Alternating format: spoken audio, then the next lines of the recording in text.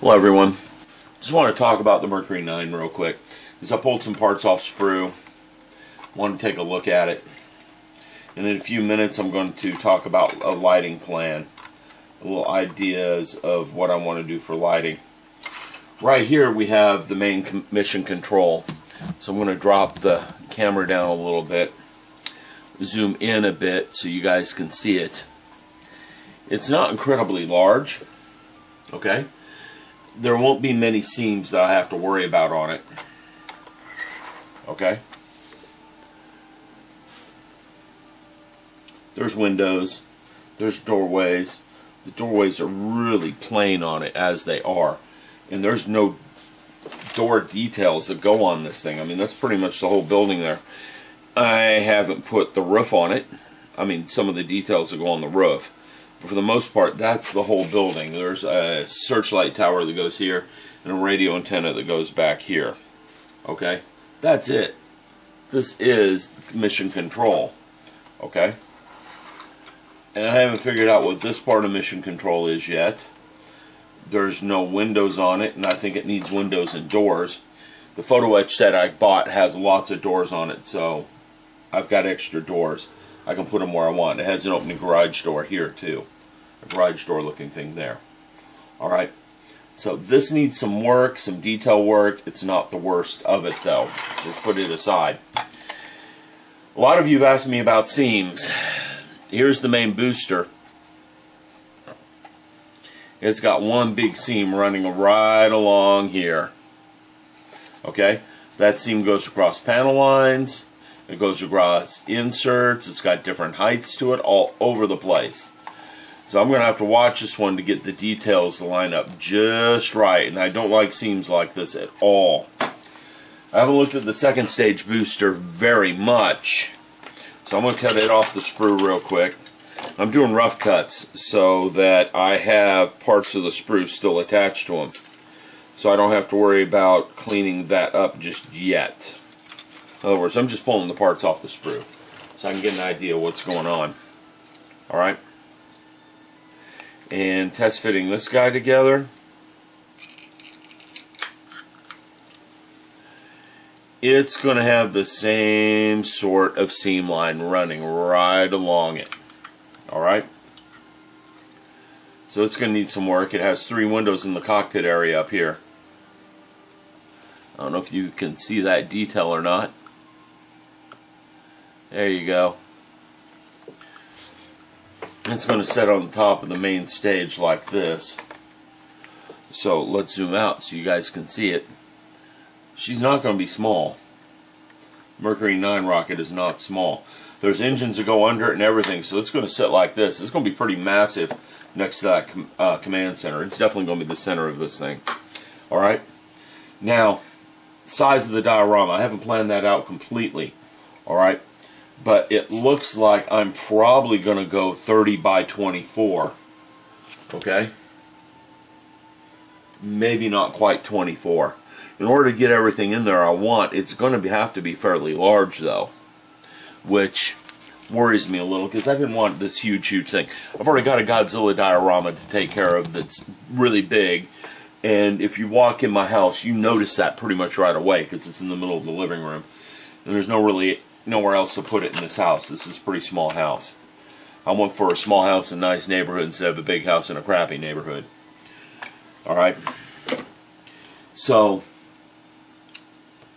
I'm going to have to, I'll get that set pretty soon. I'm going to have to.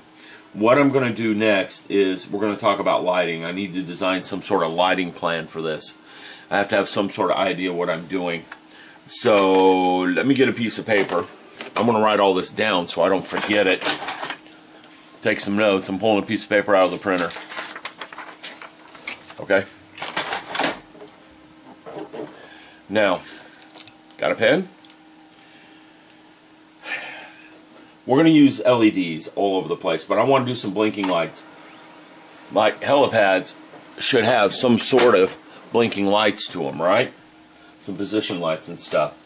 So if I use blinking lights, the voltage has to be greater than 5 volts. Because if the voltage isn't greater than 5 volts, I can't power the blinking chips. So I'm definitely going to have to do that. That means I'm going to have to resistor every single LED I use. Alright? I got to find the voltage for the RBG flashers I'm going to use. I'm going to use them in the engine fins and the clear parts so they have a little glow to them, a color changing glow. Now, when I do that, and this is another worry I have, so I'm going to cut these pieces off. Okay? Because we're talking seams here, right? We know I like to pick the model kits that have some pretty bad seams to them. I just seem to be good at picking those. Let's take a look at this one and see how bad the seams are on this one. Because these are the fins that sit on the side of the ship like this. It's not going to sit down correctly because I didn't trim the sprue just right. The seams on this aren't too bad. They'll be easy to get rid of, real easy. There's a few panel lines running along it. The big panel lines that worry me are these indentions like this one here. When a seam line runs through something like that, that worries me. Okay? There's plenty of room to run wires through these. Plenty of room to put light inside here. That's not going to be a problem. The other one I wanted to look at today, while I'm thinking about lighting, is this panel here. Okay? And I've looked at the instructions of how she sits on the ship. That was a weird message from my phone. My phone never makes sounds like that. It's eBay. We'll see what eBay wants in a little bit. Oh. I don't know what that's about. We'll deal with it in a few minutes. Anyhow. This is also going to sit on the side of the ship. Like this.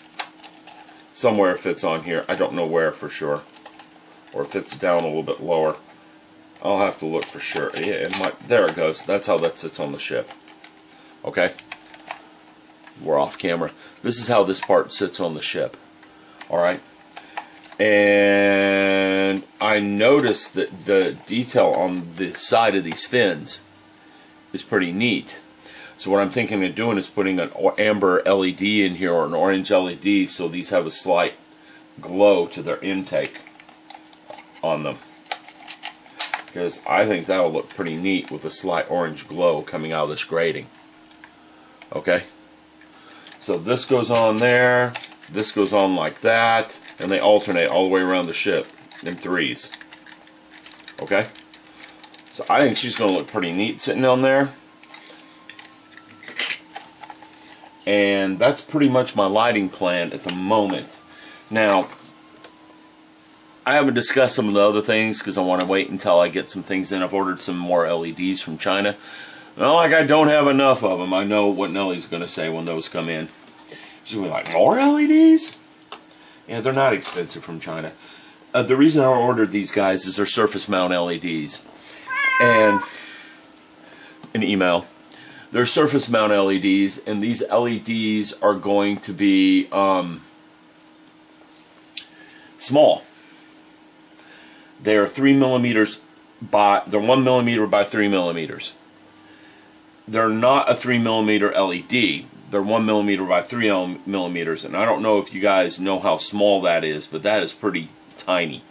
It's much smaller than a 3 millimeter LED, which I have some over here. Let me see if I can find some real quick just by digging. Yeah, I found some pretty quick. Okay. And the thing about it is they're rectangular, and that's what I was really after. Alright? Because a normal 3 millimeter LED would work fine for some things. Like this will work fine in a spotlight because it's about the right size for a spotlight. And I'm going to make some spotlights for this thing. Okay? But it won't work for everything I want. Like lights around a helipad are supposed to be rectangular, and this isn't. I can make rectangular cutouts. I can get some rectangular brass and file an LED and stick it in the rectangular brass, and I might still do that.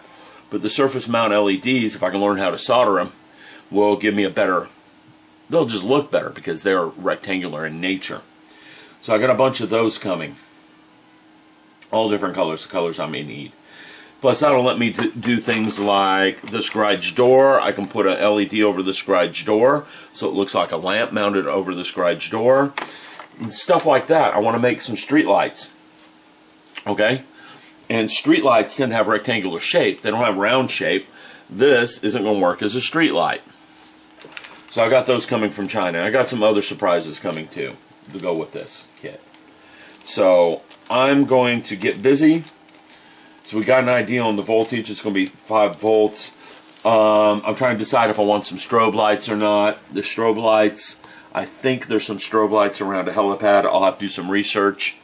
If so, that means I'm going to use the 555 timer. I may not do that because the 4060 can do all the blinking I want easily, and that would be my ideal, to do the 4060 and get that blinking just right with it. Because I can do lots of different blink rates with the 4060. So, let me get going. I'm rambling, I'm waffling, I'm talking about crazy stuff a little bit.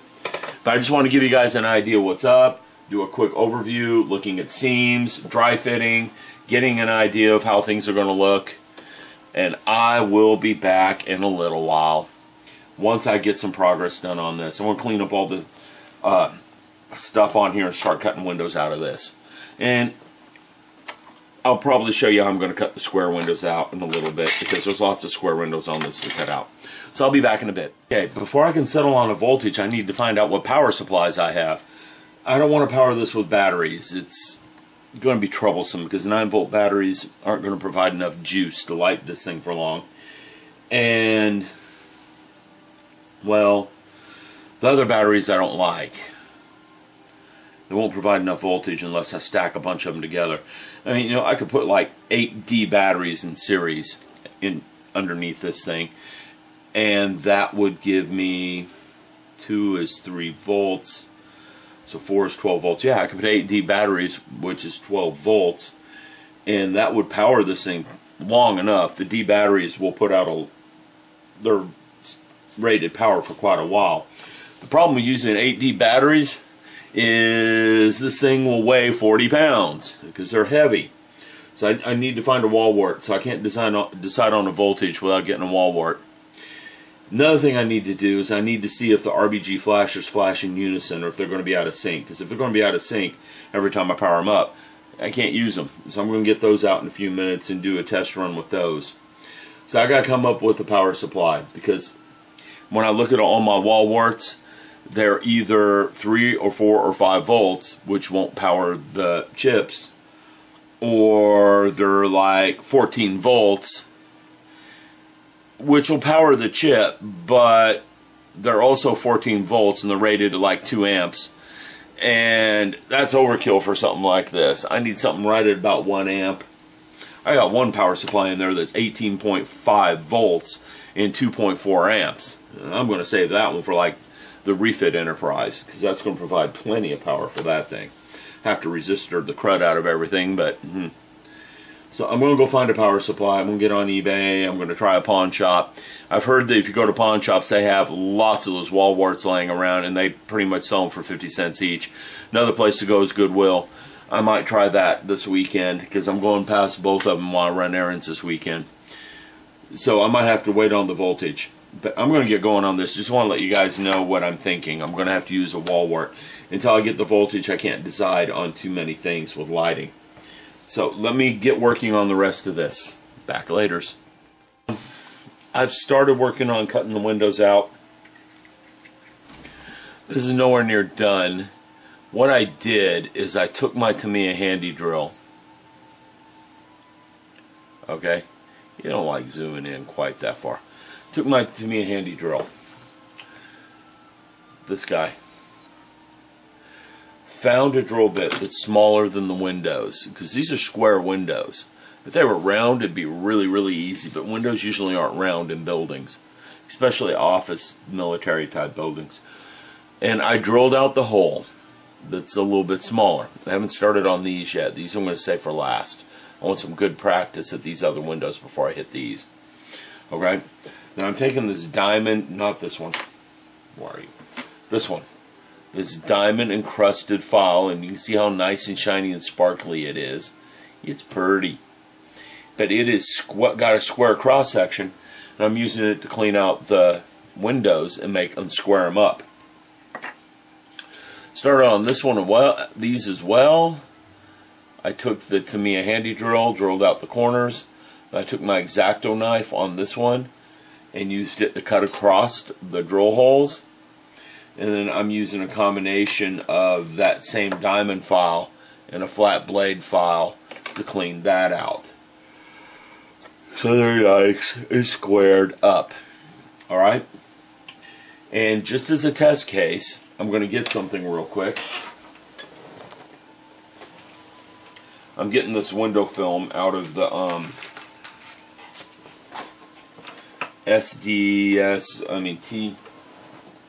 TSDS kit. I would figure not one of them's going to line up just right. And I'm just putting it up across the back. Let me move the camera to where you guys can see what I'm doing. There we go. Alright, now there's no light leak blocked on this, and the camera angle is really bad here. But I can see it, and it looks like it's going to come out looking very nice with those little windows back there. Okay, yeah, you can see it there now. Those little windows in the back are going to really bring out some nice detail on this thing. So this little packet right here was probably worth the price of the whole thing, because it's printed on plastic, it's not printed on paper. It would be hard for me to get and duplicate that. So just a short update, show you I'm doing some work.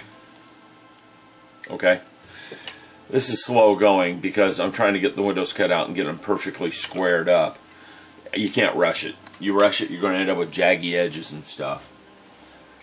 I'll be back when I get another update. Talk to you later.